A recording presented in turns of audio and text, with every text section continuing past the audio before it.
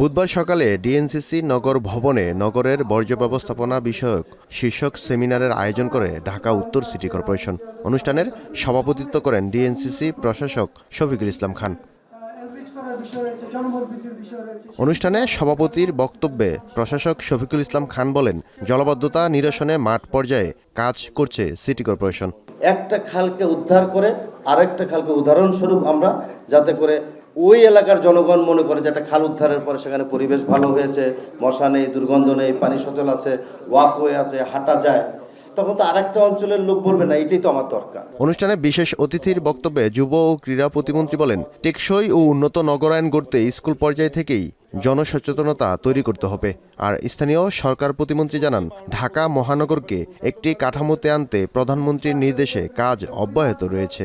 বসবাসযোগ্য নিরাপদ একটি নগরী যাতে আমরা মানুষকে উপহার দিতে পারি, এই জন্য আপনাদের সহযোগিতা নিয়েই এটা আমরা করব। আমরা একটি নতুন শহর গড়ার লক্ষ্য নিয়ে আমাদের সবচেয়ে বড় যে বিষয়টি দরকার সেটি হচ্ছে একটি সামাজিক আন্দোলন গড়ে তোলা দরকার।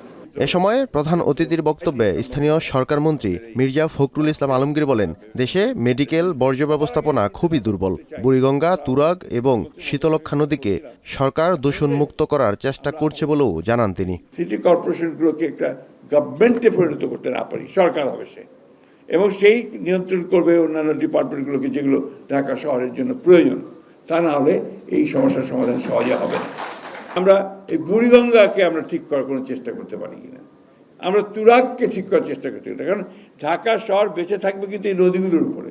এ সময় নির্দিষ্ট স্থানে বর্জ্য ফেলার অভ্যাস গড়ে তুলতে সবাইকে জনসচেতনতা তৈরির আহ্বান জানান স্থানীয় সরকার মন্ত্রী মির্জা ফখরুল ইসলাম আলমগীর। ফেরদৌস রহমান, এখন, ঢাকা।